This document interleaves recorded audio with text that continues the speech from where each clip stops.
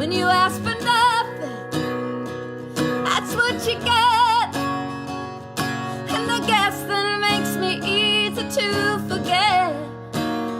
When you ask for nothing, that's what you get, that's what you get. And I guess that makes me easy. And I guess that's what you get, that's what you get.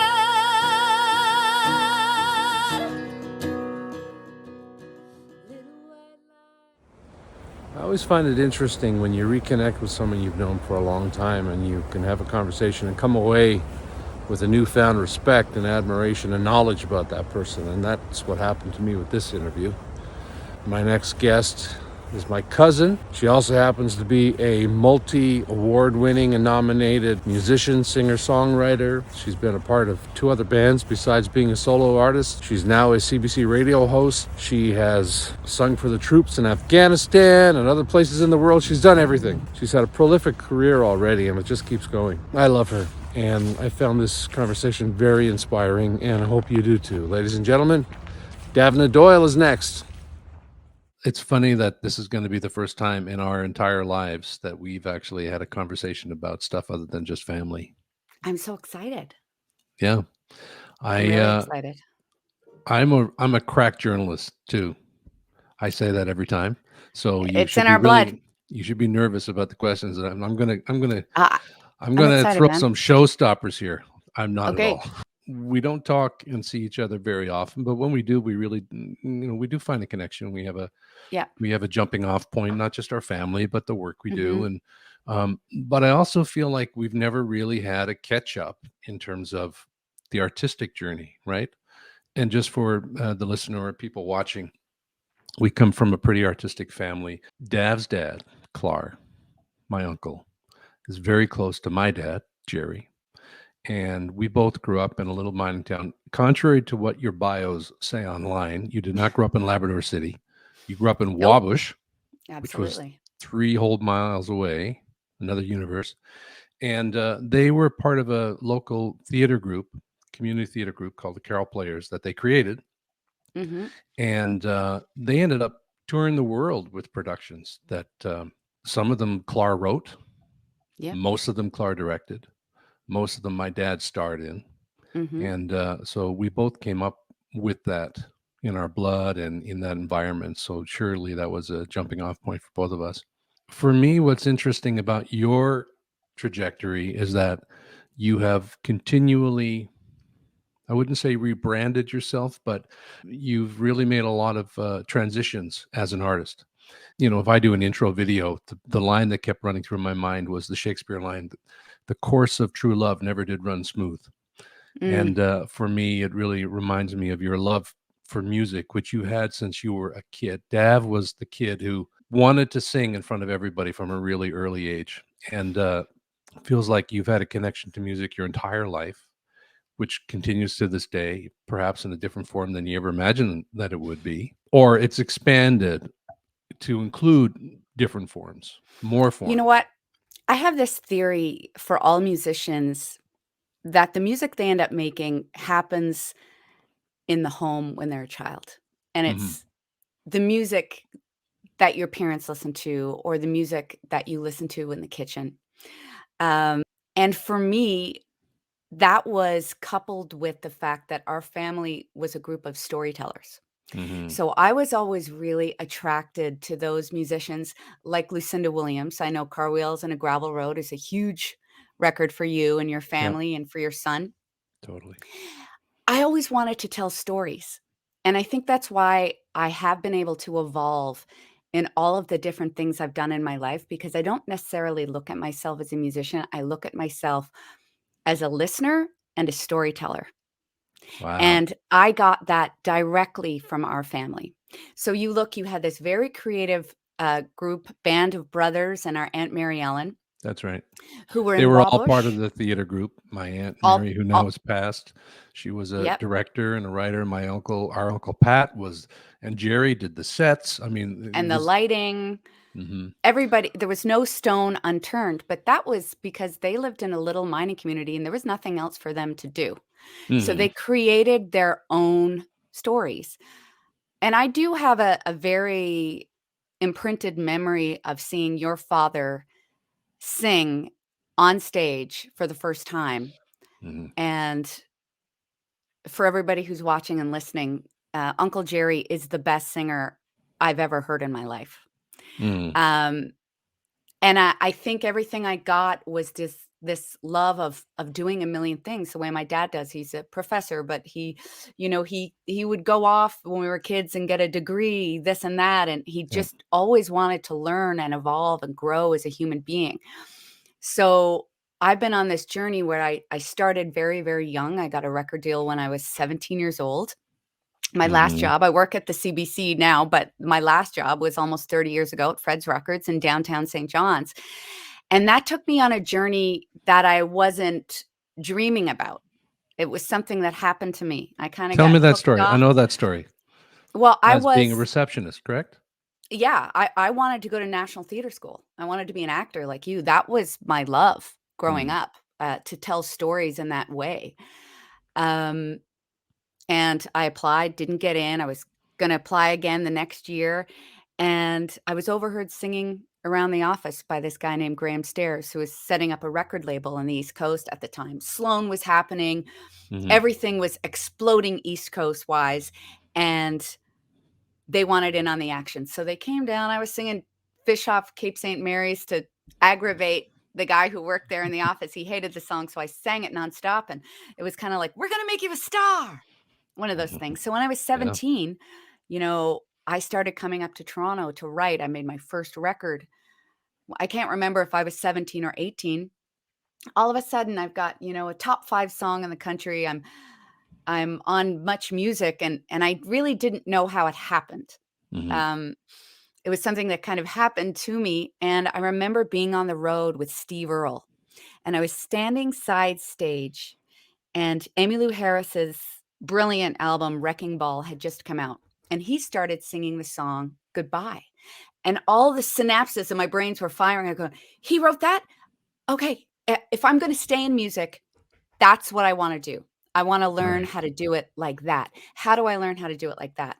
So then I just retreated basically. And I wrote with everybody I could in this country, in LA and in Nashville. I want to cut in for a second, because please. those first couple albums, first one was in 96, right? Or something like that. 96, I think so. I'm terrible with dates. Yeah. And then late 90s or 2000 or something like that was your second. Both of those were with the same label. Sony? Was it Sony? Yeah, no, it was with EMI. It was distributed by EMI. Yeah, so, they were very good to me. So when you were given that first album, did you have a lot to say, or did you kind of run to Toronto going, oh my God, what the fuck am I going to talk about? What am I going to write about? In terms of being a storyteller and where your voice was at the time. You know what? I had not developed my voice. I developed my voice on the last song that I wrote for that record, which was a song called List of Things, which ended up being the first single, which was the thing that was huge. And then the second single came out, which wasn't as good, and it didn't do as well. And then the third single came out, which wasn't as good. So in retrospect, I would have saved myself a lot of time had I taken more time to expand on that last song I wrote. And to continue it. But you weren't aware. You weren't necessarily aware that was actually speaking from a different place than the rest of the songs until it was put together, right? And that's interesting, though, the proof in the pudding that you tap into something so authentic, and that's the thing that just resonates with everything. Well, everything artistic, it's funny, everything in life. Everything. Because the thing about it is, I spent the next 10 years trying to prove myself that I wasn't this fluffy pop artist, because in my mind, that's not who I was at all. And that's not necessarily the music that I would have chosen to make. It was just the river that I was on and floating down. And I was, and I learned so much from that. I just happen to have snapshots of my progress. So whereas most people play bars and they get good and they get their chops up and then they go out and they make their splash, I didn't know what I was doing, and I was not good, and I made my splash. And then I felt this terrible imposter syndrome. And then that's your perspective, that you weren't good, obviously. People were responding. People were responding, but it wasn't like it was a groundswell. I mean, I probably would have continued down that path if I'd had real success. I had marginal Hmm. success. Like, it wasn't enough to pay all the bills, Yeah. and it wasn't satisfying my soul. Yeah. So I really dug into, at that point, learning about the craft of songwriting and really diving into the music that I loved, which is Hmm. Americana music, which is going back to the theme. How many times did, my dad sing to me, "Mama, don't let your babies grow up to be cowboys." Oh yeah. Merle Haggard, Willie Nelson. It all comes back to the source. It's interesting. First of all, our dads have traveled to Nashville now, Yeah. and Mhm. they've done the mythic quest. The best. Yeah, they love all of those old guys. They love Johnny Cash, Mm. Merle Haggard, Willie, who you actually Oh, ended up yeah. opening for, which must have been just mind blowing to your dad and my dad that you Yeah, opened for Willie Nelson of all people. it wa can I tell that a little story Yeah, of about that? course. You can tell all the 'Cause stories and you can make them big stories Okay. too. Dad came out, to Alberta, Mhm. and actually Uncle Pat, and I can't remember exactly. I think our cousin Lynn was there. I'm not totally sure on the details. It's so long ago, and I forget most things. And so we're backstage, and Willie's bus driver is saying to Dad, "Come on the bus." And Dad's like, "I'm not going on the bus." Like, that's just not Dad. They're Yeah. very nice people. They're not going to impose on somebody. And anyway, finally, he was convinced to go on the bus. So I went on the bus with Dad, and he went up, and Willie held out his hand, and Dad said, "You are the soundtrack of my life. Thank you Oh, so much." And then he backed off the bus. And Willie's like, "What the hell is going on? No one has ever gotten off my bus in under 3 seconds. he doesn't Never want to come happened, and right?" smoke a joint with me? It didn't want to even ask any questions. I'm telling you, we're standing side stage during Willie's set that night after I played with Shaye. And didn't Willie Nelson play the entire show to Dad, Oh my pointing at him, uh, "Yeah, we're gonna throw this song out. Yeah, there's my man over there." God. So I learned a lot, honestly, about, um, humanity and the music industry from instances like that, from Yeah. Dad and our family, from respecting people and not asking people for things and Yeah. creating real relationships. And then if 15 years down the road, something comes out of it organically, oh, beautiful. But Another it interesting thing about that story is your dad, who was an artist through and through. I've never mm, heard him tell that story. oh, yeah, yeah, I mean, he's clearly that was a special moment in his life, but it's nothing that he's mhm, bragged on over the years, or because it's just another instance of yeah, connection with artistry, right? That's so cool. yes, yeah, Mhm. absolutely, 100%. So the next album, I'm going to cut you off, but you keep Yeah, going. do it. If I cut you off, if you need to say something, this is No, this is so we're fun. just I'm talking. loving I this. know, me too. This is great.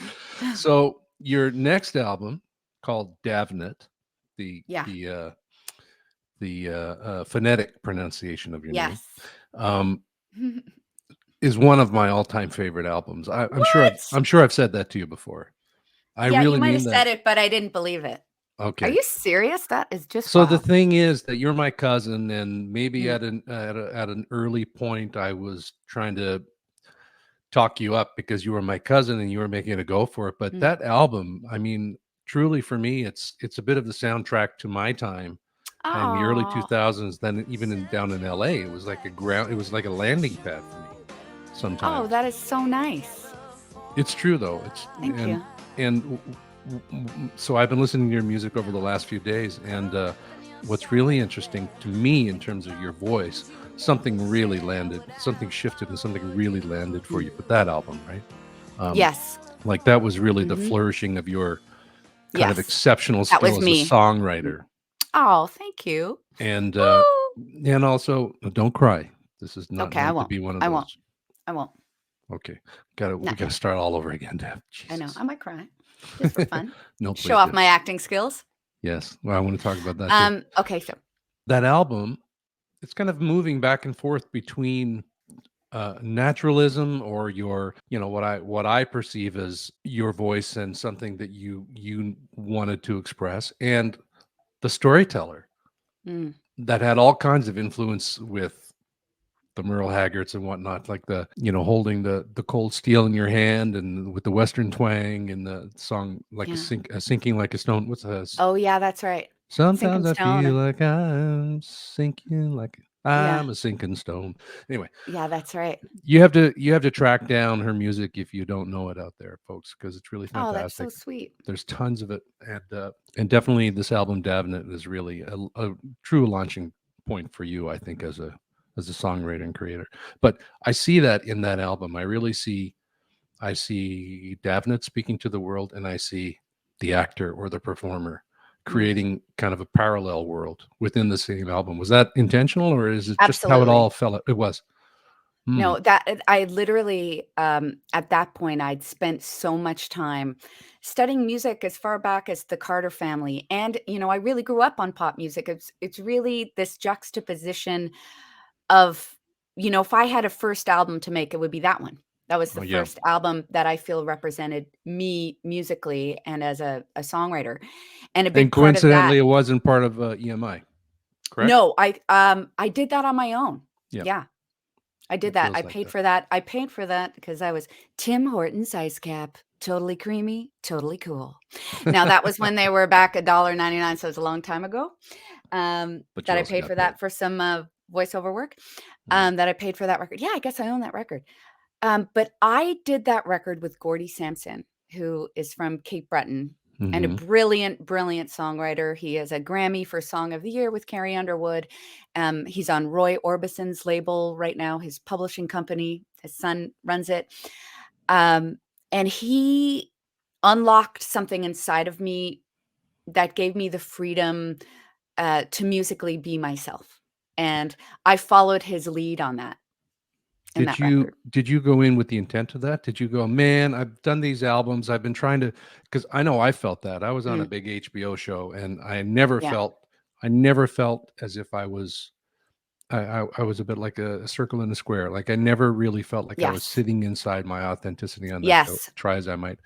So you were conscious of that, right? When you Oh, were very much so. Very much so. I mean, in between my first record and that record, I went to Montreal and made like some trip hop record, and I made it. Oh, I don't even My know that. label spent, I had this song tattooed, and my label spent like $100,000 on this video where my Yes. head was separated from my body, and Nan was losing her mind, going like, "Tammy, what's happening?" Like she was real Oh. freaked out. Even now my kids are like, "Oh, that's weird." But that was a journey for me. And I Mhm. really I was living in Toronto. I was really missing being home in Newfoundland. For a while I tried a bit of the acting thing, but then I really just dialed into trying to be the best songwriter that I could be. And to this day that's my goal in Mhm. life is to keep I just finished Lucinda Williams' memoir, and it's like, yeah, I'm going to be 70 making music for sure. I'm gonna read that. I haven't even read that yet. Oh, so you're gonna love it.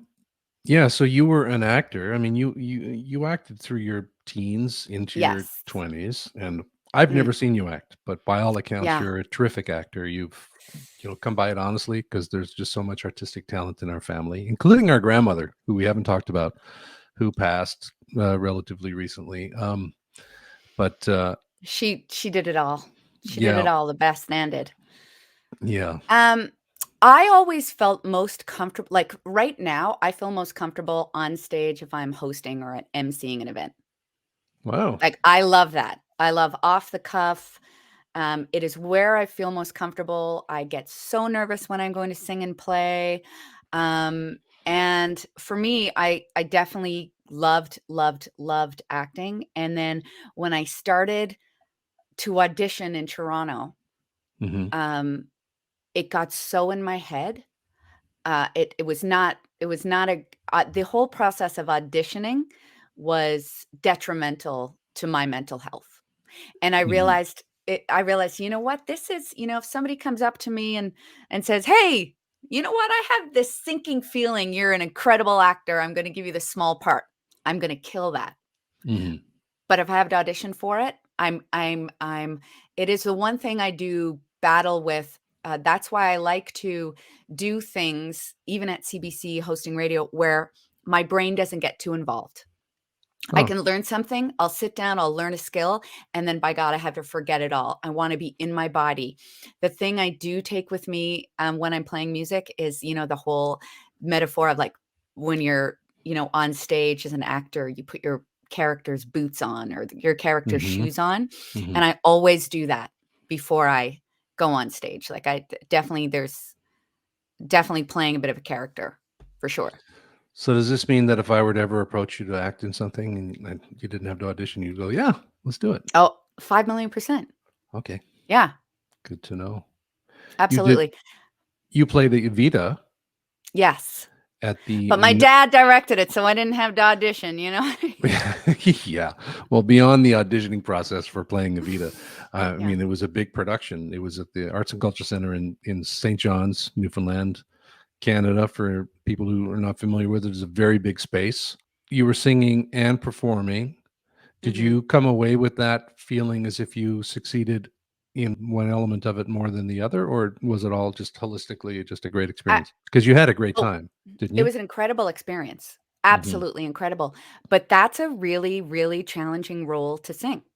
Yeah. And there were a couple of songs in there that really tested my voice. And at that point, I was in my early 20s, and I didn't really understand necessarily discipline and Yes. and the hard work that you really have to put into something. I think for a lot of my life, with the exception of the last 5 years, when I turned 40, something clicked. I've been kind of riding a little bit on my natural instincts. Well, this is what I really have recognized in your path of learning with singing. Yeah. First of all, you didn't study singing formally at all, did you? You just I did as a kid. I took singing lessons up until I was 16. Oh, wow. I didn't But know that. what happened was Kevin Lewis, Yes. our father's best friend, Yes. was my theater arts teacher at Holy Heart in St. John's. Oh. And he was doing a production of Into the Woods. And Mhm. I got the role of the witch, which is the best role. Yes. And I got the role of the witch, not because I was a good singer, but because I was a good actor. And Yeah. Lewis went to bat for me and said, you know what? I know she can do it. And it was during that production that I found my voice. I found this big booming chest, like it came out because I'd been, you know, in the midst, you know, those are my singing lessons. And then it came, I was like, whoa, oh my God, there's your belt range belt. is crazy. You've always had it. So what I was going to say is, for me, I can really see a progression as you've gained discipline over that belt. Yeah. You know, true exceptional ability that you have to do that, but how you've started to rein that in over time. Yes. And used it more impactfully, strategically, and found other nuance too in your voice. And you have crazy range. I have to thank Ted Dykstra for that. Oh. I was doing a workshop of a musical that Ted wrote in my early 20s. He sat me down. He said, you know, Dav, you know when you go up to that big note? I said, yeah. He said, it would be helpful if you only did it 3 times throughout the show and not on every line. Or it was something like that. It was one of those things that you know what? I don't even really think, to your point, Sean, that I really even figured that out truly until about 5 or 6 years ago. Because it's with like the Heartbroken. With the Heartbroken, you know, that it's just let the song do its work. Write a great song and let it, you know, and have a moment or 2 here and there. But I felt I was definitely relying on it as a trick. Oh, look what I can do. Look over here. You know, Well, it's a powerful trick. And when you get, you know, immediate feedback for that, it's hard to let that go too. And it's also about courage. Yes. Right. And it's about just having the courage to tell the story and serve the story. I mean, it's no different with acting. And you see all this histrionics, and you see mannered acting, and you see people who are doing stuff above and beyond what needs to be done as a performer. And it just, especially after they get a good review. Oh, yeah. The worst thing you can possibly do is try to serve up a delivery, I think, when you're telling a story. Either way, like Yes. whatever you're doing.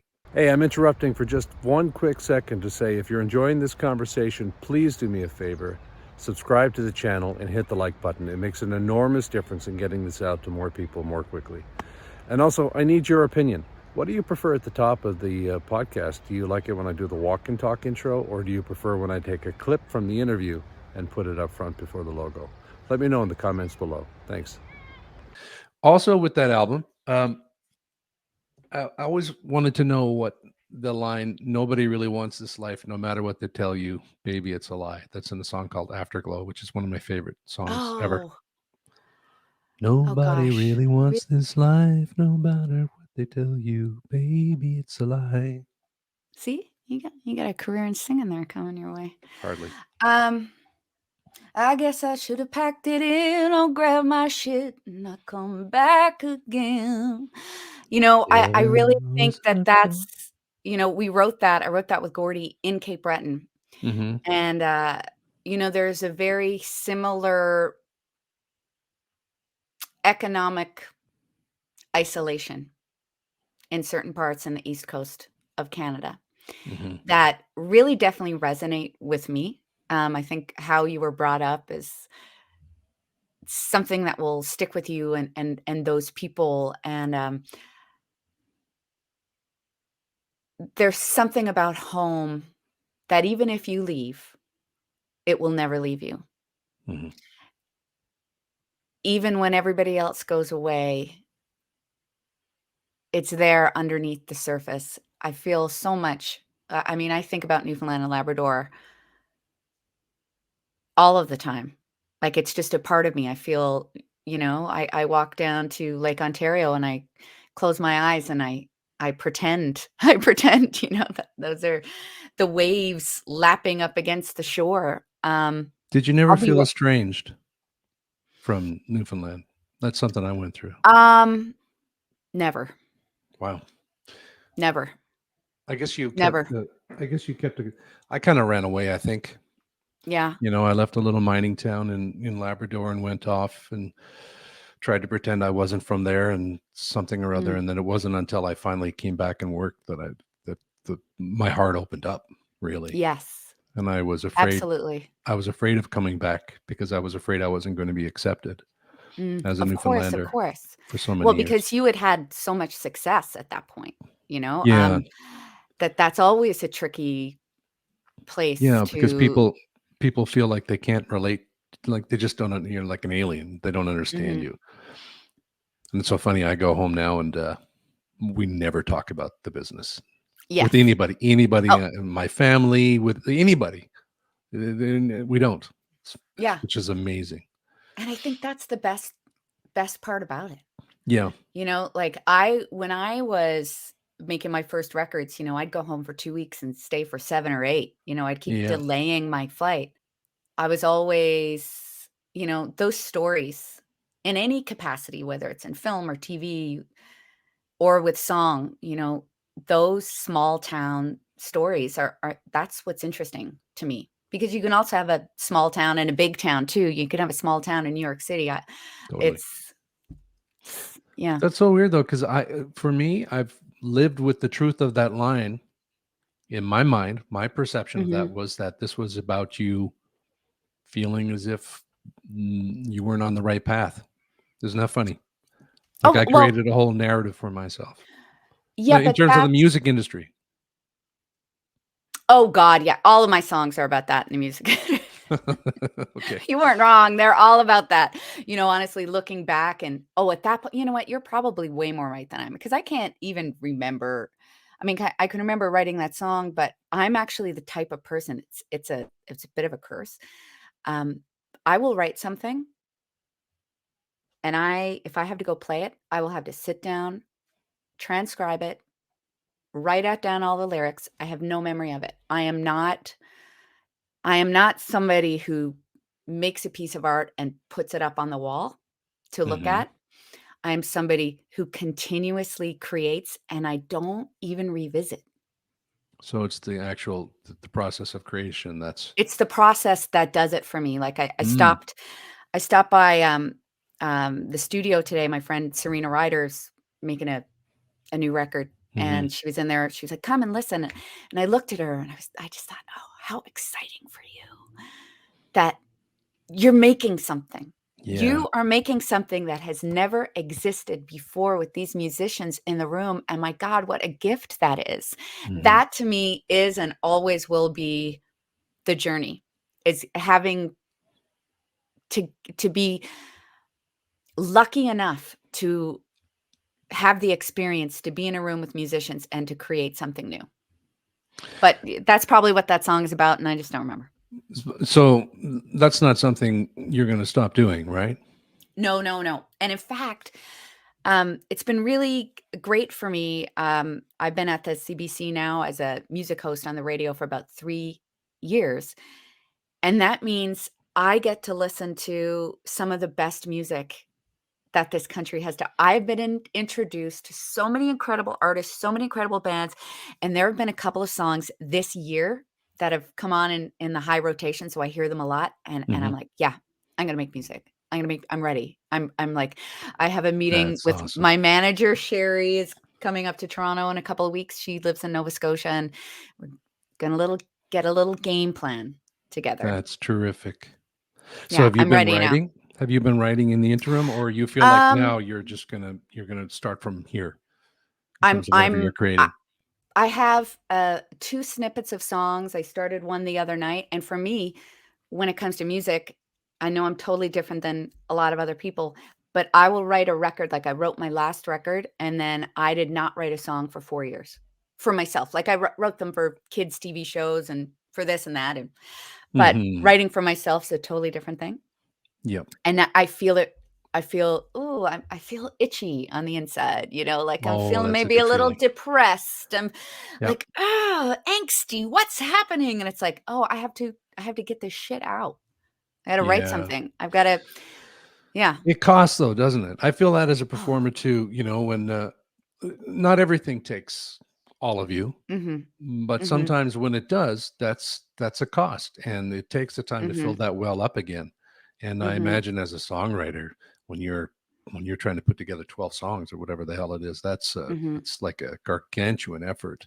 So it makes sense that you would need some time in order to recover and fill the well. And God knows you've had enough family experience and life experience in the last. When was the last album that you wrote? I think as I said, I'm terrible with dates. You're worse than me. 4 or 5 years, I don't know, like 4 or 5 years ago. Wow. Yeah. And I really on this last record, Liquor Store Flowers, I made a concerted effort to make a singer-songwriter record because it was coming out of 2 bands. And I got that out of my system. And now I just want to make a record that makes me want to move.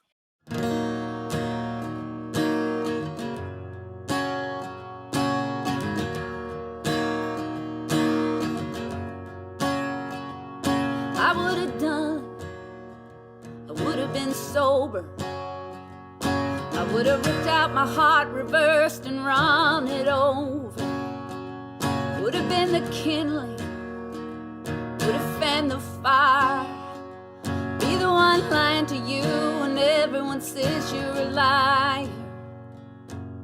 Maybe you were better in my memory, covered your tracks so I couldn't see. Would have been your rifle, been your lifeline, would have cleaned up all your wounds and made the stars shine. Baby, you were better in my memory, covered your tracks so I couldn't see. When you ask for nothing, that's what you get, and I guess that makes me easy to forget. When you ask for nothing, that's what you get, that's what you get. And I guess that makes me easy. And I guess that's what you get, that's what you get.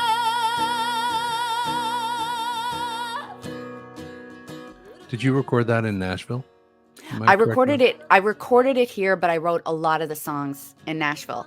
Right. Funnily enough, not in the co-writing sessions.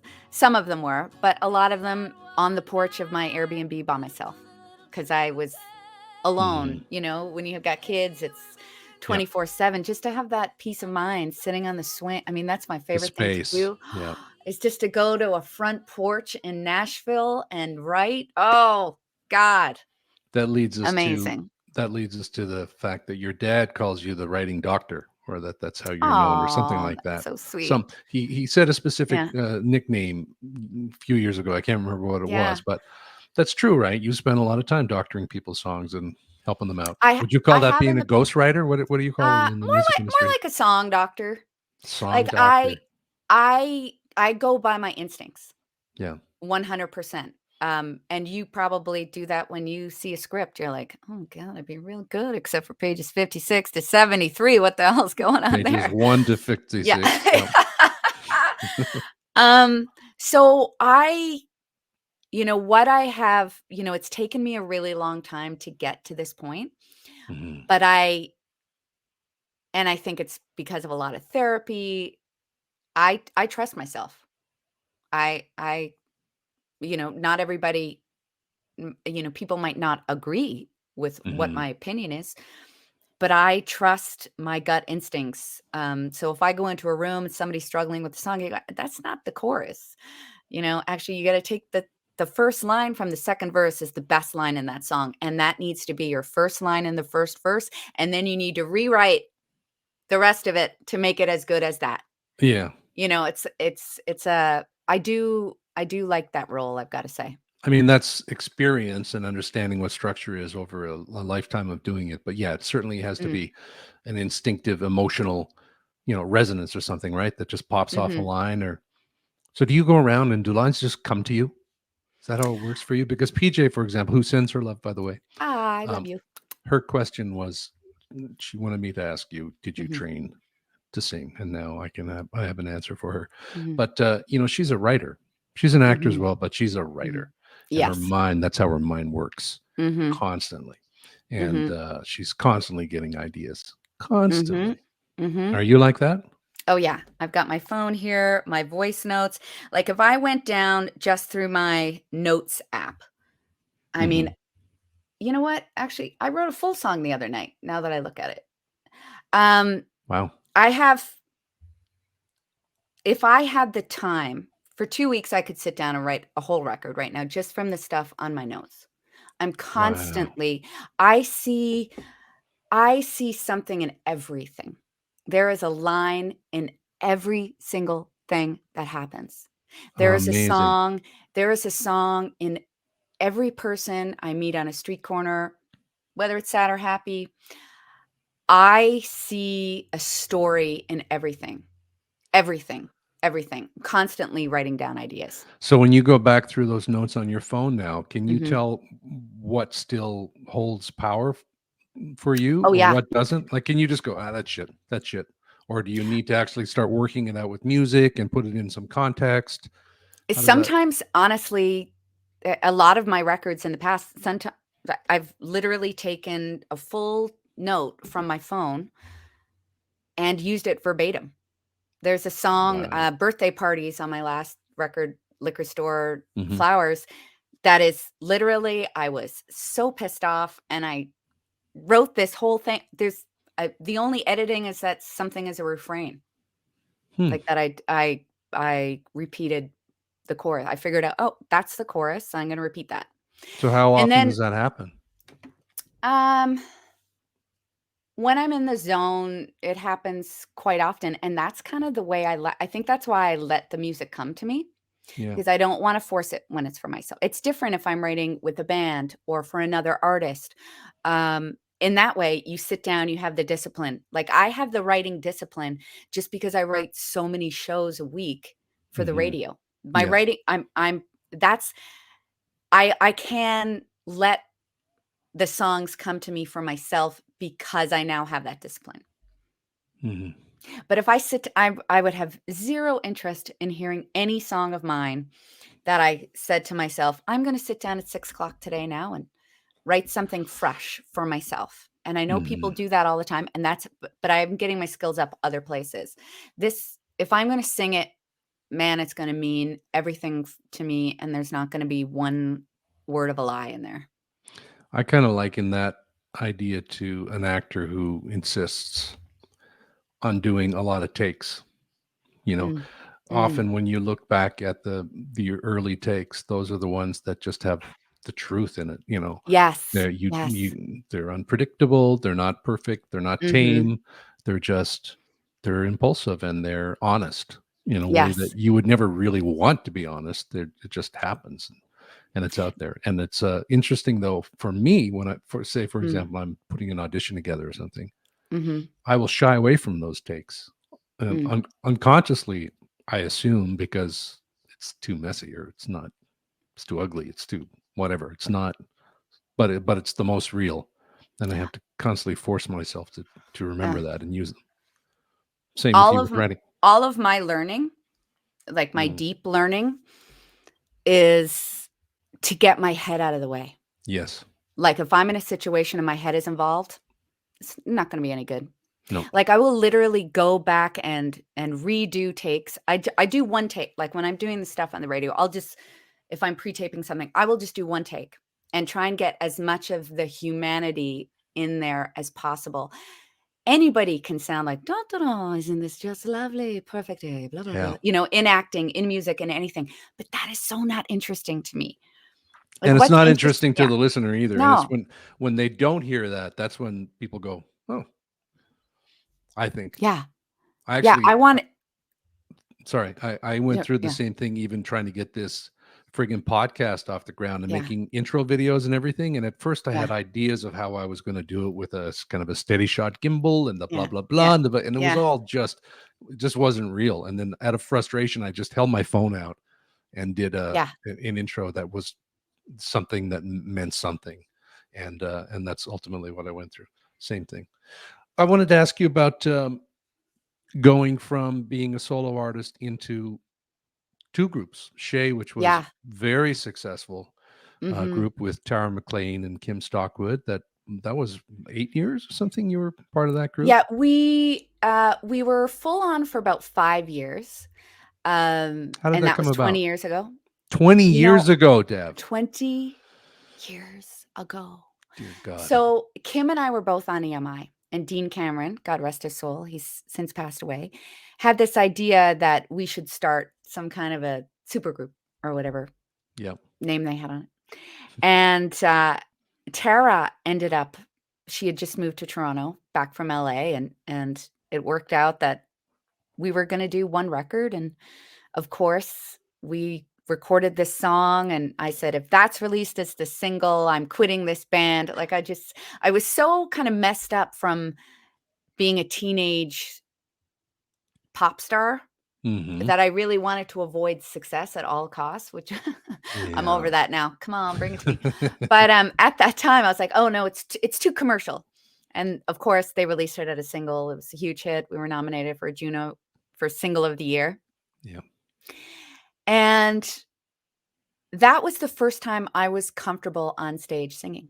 The first gig we did, it was like some buyer thing for Walmart or something. And this crappy stage, we walk up and there was three of us up there. And I realized, oh, I have been missing the community this entire time, this 10, 12 years I've been a solo artist. I really did not enjoy being a solo artist.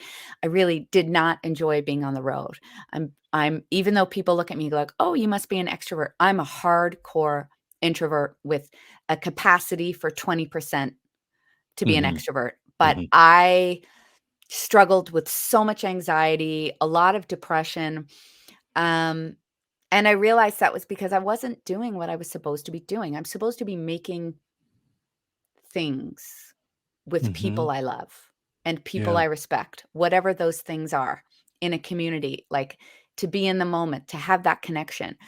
And I felt that when I was on stage with those girls. It was like, oh, this is it. And we got to work with Jay Joyce, who is one of the best producers in the world. He's been nominated for Producer of the Year at the Grammys for 7 times. Wow. 6 or 7 times. And it was, I don't know. Do you know Patty Griffin? Nope. Oh, you should know. You should go listen to Patty Griffin, a record called Flaming Red. She is the ultimate songwriter and rock singer. And we kind of followed him to Nashville, and we said, come meet us. Two crazy Canucks, meet us for lunch. And by the end of the lunch, he was like, okay, fine. I'll come to Canada and produce your record. So we had this really incredible experience with that band because we were on EMI. They were very generous with us. It was kind of towards the end of when record labels were still spending money. And making records in great studios. Like I had that experience. I mean, it's incredible. Were you all writing? We were all writing. Yeah. We were all writing, but we were in different stages. Like Kim had, during the course of that 5 years, had 2 kids. Yes. Tara had 2 or 3. I wasn't at that stage yet. I was in my, mid-20s. And I just was so focused on, oh my God, I'm in the room with this producer and let's keep going. Let's stay till 2:00 in the morning. It's just different vibes, right? Like I was ready to go. Yeah. And I just put out that Davnet record, the one that you like. And I released it at the same time Shaye was happening, but there was all this momentum behind Shaye that's what ended up happening. So I'm sure there was some underlying residual stuff like, oh, we got to take 4 months off. And what am I doing? I'm wasting away, But we were on the road with Willie Nelson, and it was at that point Tara decided to leave the band, and it was a shocking blow to me. It really was. Tara's my sister. Now we're as close can be, but I felt in that moment that I didn't have control over my own destiny, and I'd put my own solo career on the back burner to focus on this band, and in the end, it was gone, and I had no say in the matter. So that was heartbreaking for me. Without getting into any details, did she leave just because she felt unfulfilled being part of a group, or? There were a multiple number of reasons. She had a young child. There were, you should go read her incredible book called Song of the Sparrow. She released a best-selling memoir. It's unbelievable. If I had any questions about Tara, I would go to that book and just be blown away with what she has survived in her life and where she is now. It's mind-blowing. Long story short, we became friends again years later, and last year was our 20th anniversary. So we decided, we'll do a couple of gigs here, do a couple of gigs there, and the universe provides. It is wild. So we did one gig. Kim had a gig at Noonan's on the Danforth. And then out of that, we ended up doing the Andy Kim Christmas show with Broken Social Scene. Kevin Drew asked us to come up and sing one of our songs that we'd recorded 20 years ago with Broken Social Scene. It was such a mind-blowing moment. We played an event for Tara's book release. And then Denise Donlin invited us to do another gig. And then 3 weeks ago, at that gig, I was on stage with Tom Wilson, his son Thompson, and Daniel Lanois singing The Freakin' Maker with Daniel Lanois as he's vocal directing us. Wow. We were backstage in a line, 5 of us, and he would point, what's your part? And we just learned them, and it's like, it's freaking Daniel Lanois.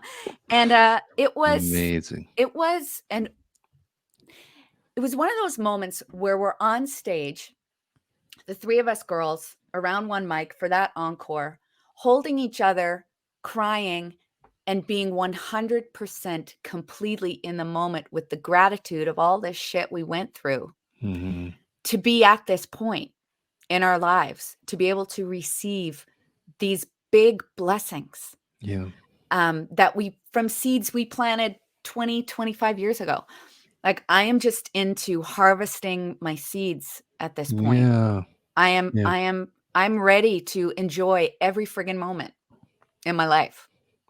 I wanted to ask you, first of all, about having kids and having a family, and how's that's affected you as an artist and a songwriter and as a worker, as your drive, where your creative drive. Well, I have to say it's very important for me, for my kids to see that even though you have children, you're still your own individual in terms of, I am somebody who very clearly needs a purpose. If I don't have purpose in my day, if I don't necessarily have structure or routine, I will fall prey to depression. Me It too. hasn't, that's something that's in our family. It runs in our family. But I'm really keyed in now to all the things that I can really keep it at bay. For, it's been a very long time for me now. I think having kids is a huge part of that.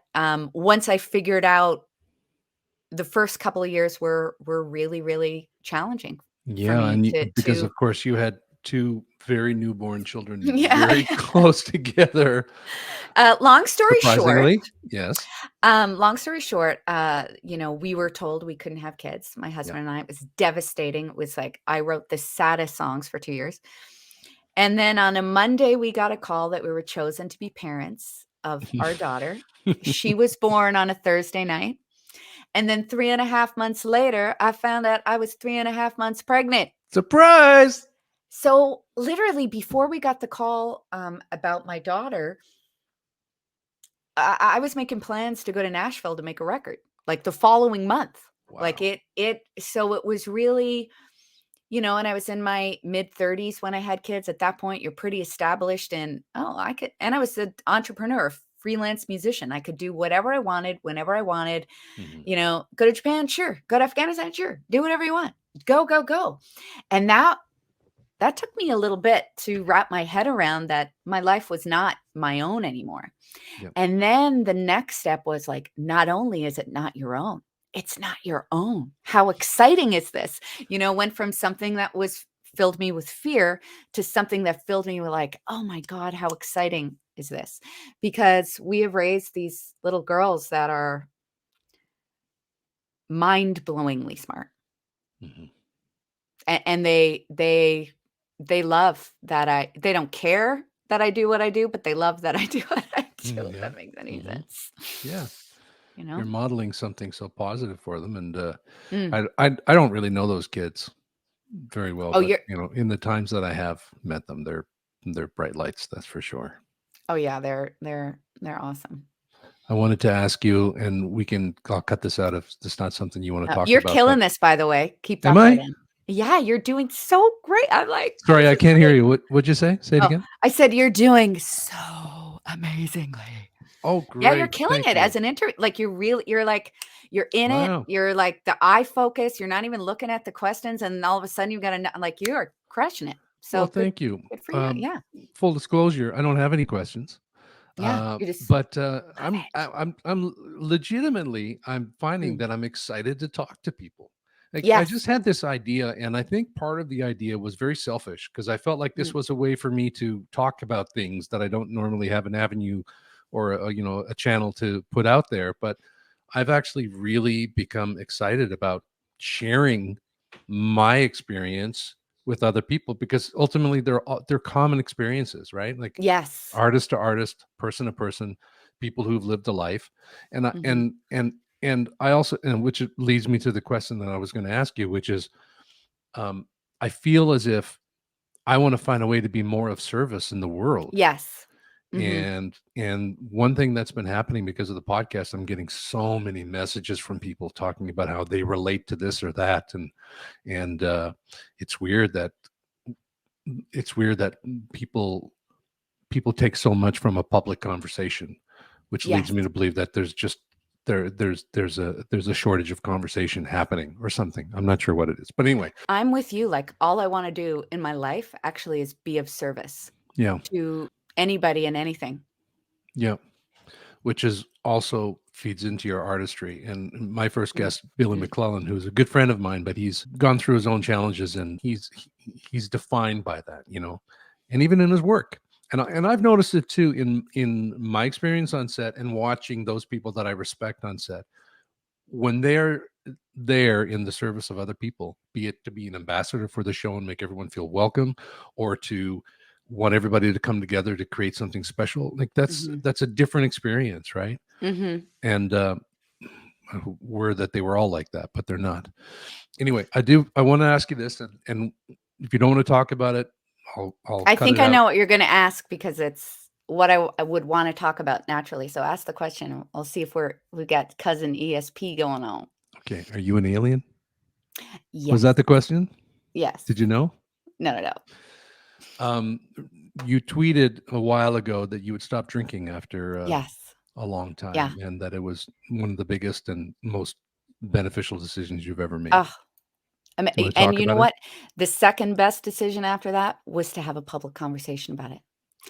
Okay. When you were talking about doing this podcast and the feedback you've got and it being of service, I knew when I quit drinking that there is no way in hell this was a singular experience. And for me, at that point, it was almost 5 years ago. Woohoo! Congratulations. I really didn't. People weren't talking about it in the way that they're talking about it now. And I'm somebody who I am an open book. And I think it's because my Irish mother told me to not tell anybody my secrets. You know, I just, Okay. you know, I'm somebody who I don't have any shame. Because when you have secrets, that's when you have shame. And when you tell the truth, that's when it goes away. The Gifts of Imperfection is a great book, Oh, Brené Brown, for anybody oh, who hasn't read that. everything Brené Brown. Yeah. Maybe I really started to get really healthy when I started to dive into all of those things. Everything she talks about, from vulnerability to, I mean, what an Shame is such a incredible huge teacher. driver, and it's Mhm. something that we all need to be more aware of. And Absolutely. But you know, this culture of silence. The thing about it is, you know, I never had I don't consider myself an alcoholic. I consider myself a gray area drinker, which I think a lot of people fit into. I never had a rock bottom. What I had was an experience that was not in service of me anymore. Alcohol was a great service to me for probably 2 decades because you know what? I was the freaking life of the party, and I have stories and I have things that I will still write about today because I did, you know, I was up till 5 o'clock in the morning. I was, you know, and God, my daughter's going to be the same way. She just loves it, you know, FOMO. Oh, there's something fun happening, like Yeah. something new that, great, let's do it. But for me, it just ran its course. Like, I was still a touring musician at that point, and you got a drink or two at dinner, have a glass of wine, you get to the venue, the rider's there, have 1 or 2 drinks there, go on stage, have a drink or 2, go back to the hotel bar and have a couple drinks, and then when you come home, "Oh, I'm off the road, I should have a nice bottle of wine," Yep. and, you know? And it was just this cycle where when I went to work, there was alcohol everywhere. And not only was there alcohol everywhere that you could purchase, there's alcohol everywhere that was free. And so for me, when I quit drinking and my anxiety went from 100% to 20%. I really thought um, you know, was going to die from anxiety sometimes, but it was my body telling me there's something not working here for you.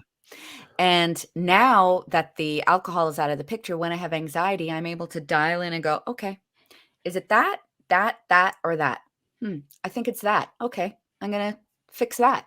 And then the anxiety goes away. Well, when you've spent so much time using the alcohol to just push those things down, they lose their flags. They lose their beacon to be Yes, able to uncover what they are. absolutely. 100%. I'm like this. I think you are too. I just woke up and made a decision one day. Yep. I was like, you know, I'd go like, I'm not going to drink on the week and during the weeks, and I'm, you know, all that stuff that people do to be healthier. I certainly wasn't thinking like, oh, I have a drinking problem. I just woke up and I was like, I'm done with this. I feel like shit. And as a woman too, when you get older, your body doesn't metabolize alcohol the same way. I was just having, like, I'd have a bad hangover and I go, this is not serving me. Why am I doing this? I'm doing this because everybody else around me is doing it. It's a pattern in my job. So I just had to uproot myself, I went to a music festival 10 days after I quit drinking, which was wild because I was the one up at 3:00 in the morning at the country music festival when everybody was loaded. And I was like, oh God, that was me last year. And Yeah. I like this a lot better, but I'm That's also one thing. still, When you don't drink and you're around people who are drunk, you understand something that you never understood yeah, before. yeah. Sound barriers are being broken. Oh yeah. Sound and spittle barriers, That's right. So I wrote an article about it for SoCan magazine. So I was I didn't on know the that. board of directors at that point. Yeah. And it got picked up as an op-ed by the Toronto Star, something I was not anticipating. Because what the article was about was, trying to get some of these music venues to just carry a damn non-alcoholic beer. It wasn't like reinventing the wheel. It's like, if you have people coming to work at your establishment, I think it would be great if there was a non-alcoholic option for them that isn't Coca-Cola or water. Yeah.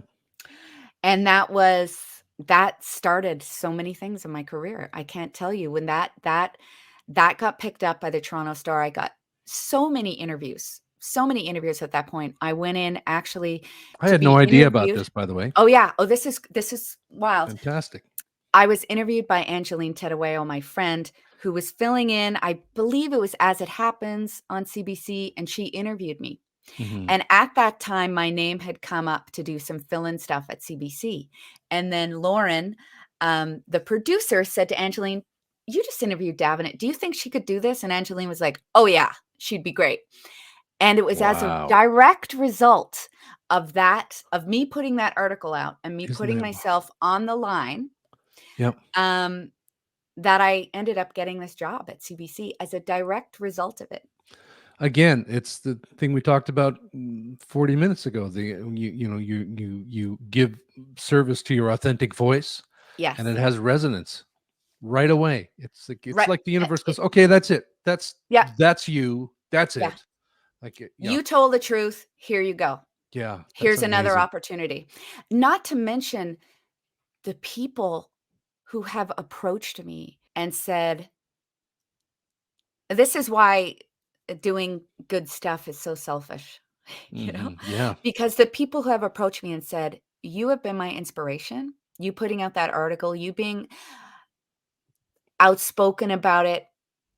I'm 2 years sober now. I'm 3 years alcohol free. Yeah, I quit drinking because of you. That is because that's all we can hope for in the world is to have that kind of impact on one other person, Oh my God, this is crazy. Story. Okay, this is even crazier. When I moved to Toronto when I was 17, I was out at Nan's house in Avondale. And she looked at me, she said, Davnet, whatever you do up in Toronto, don't you go trying to cocaine. That's what Nan said to me when I was 17. She never said that to me. Well, okay. So hand Bible. Go ahead. In the music industry, never tried cocaine. I'm sure I, sat on it once at a party, much to the chagrin of everybody else who was there. It absorbed into this rented coat I had. But, and don't wash that coat. You know what? Honestly, the year before I quit drinking, I remember I was at Nan's house and I made some joke because it's all jokes, right? Like mommy wine culture. Oh, I'm just going to have a glass of wine. It's going to be fine, whatever. And I said something to Nan. I said, oh, I'll have a glass or two of wine to be fine. She said, be careful with that, Davy. That's not funny either.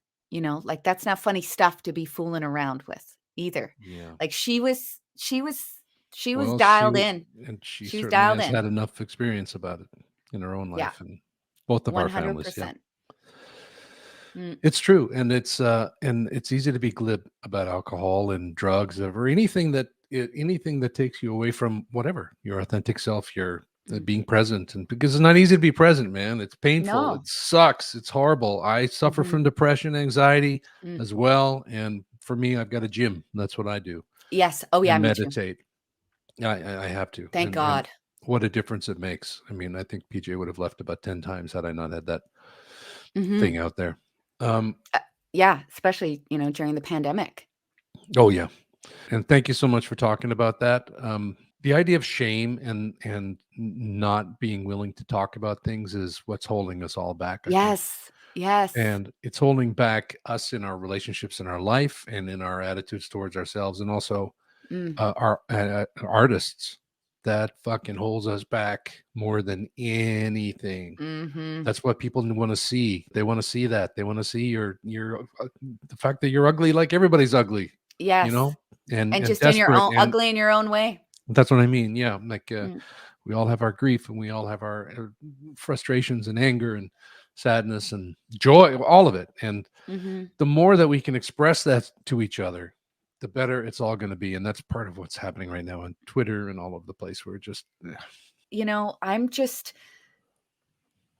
so grateful. I am at this point in my life where I am really able to be in the moment.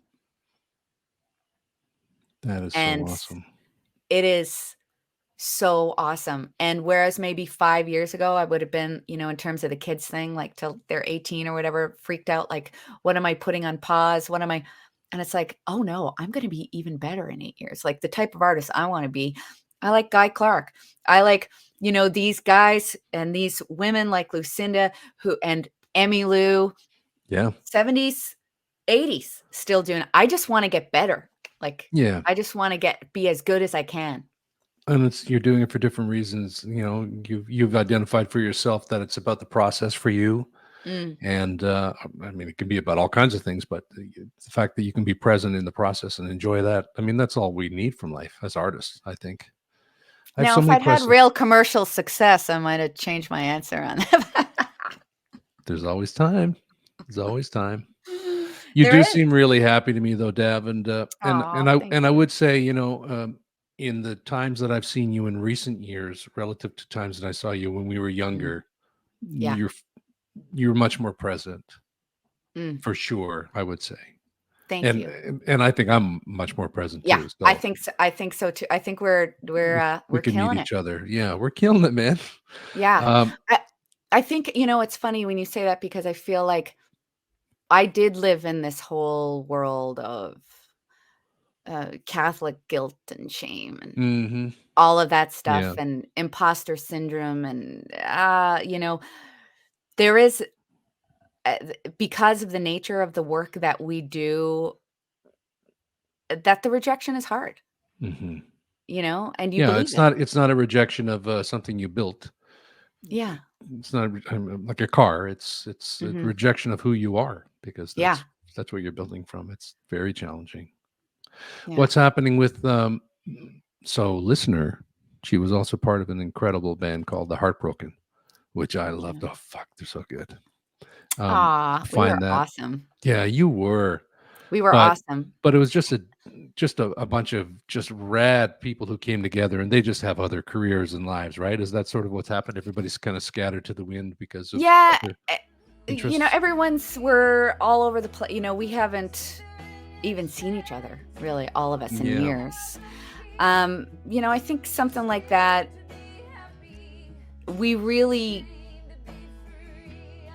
tried. That it's heartbreaking, actually. People would say, they would come see us and go, "You are one of the best bands I've ever seen in my life." And I'm not saying that because I was part of it. It was Pete Fusco, Blake Manning, and Stuart Cameron. Together as a band, those guys are the best musicians in this country.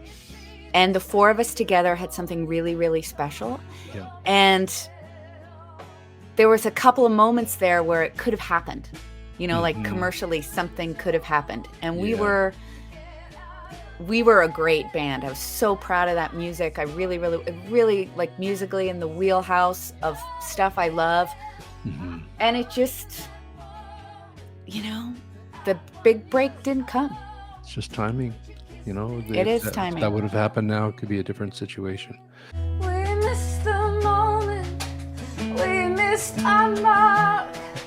I look up in the sky, can still see a spark. I've gone to hell. You were not there waiting. I guess it's as well, 'cause I'm in hell. I'm in hell.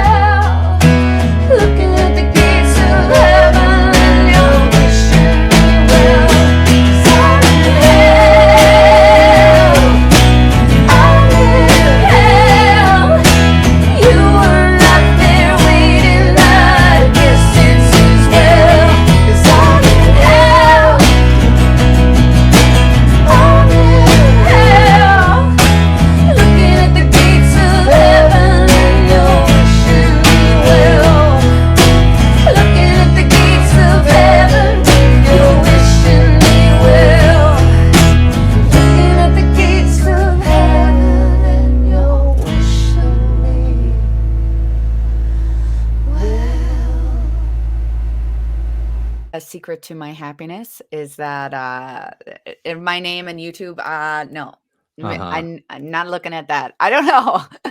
I don't. Yeah. Every once in a while, I'll accidentally stumble across something. I'm researching something on my show, and I go, God. I went on IMDb recently for myself Yeah. to see what it was, to see the shape of it. So if anybody who doesn't know, IMDb is the professional dashboard that people can go and check your credits and who represents you and all of this stuff. And so I've never actively curated my IMDb page. So people have been uploading photos and it's just terrible. I mean, it's stuff that you would never want out in the world, and it's there and you can't take it off. And oh my God. Oh, Anyway. it's just a brutal landmine. Yeah, you got to stay away from stuff online for sure. I want to say to you before you go, what's next for you? I was advised that I have to say that because the name of the podcast is next. So Davnet, what's I love next? it. You know what? Honestly, as a direct result of this conversation, I am going to commit to you that the next thing will be an EP from me, and it's going to be rockin', and it's not going to be so like cool. singer-songwritery. It's going to be like war on drugs. Okay. Americana style. Wow. And you will be able to dance. Fantastic. Like it's the same style of music I've always made, but I have no desire to be sad or sorrowful or go like, oh, listen to my story. It's like, let's be in communion together and let's connect. Yeah, it's going to be good. Cool, and thank you so much for you're amazing, giving me an inspiration to commit to that, because I don't know that I would have. I was flirting with it and now I'm committed. Wow. So that's because of you and this podcast. So thank you very much. The Doyle strength, man. That's right. Dav, I love you. Thanks so much for doing this. I love you too. Thank you so much. This is great. I'm so happy you're doing this.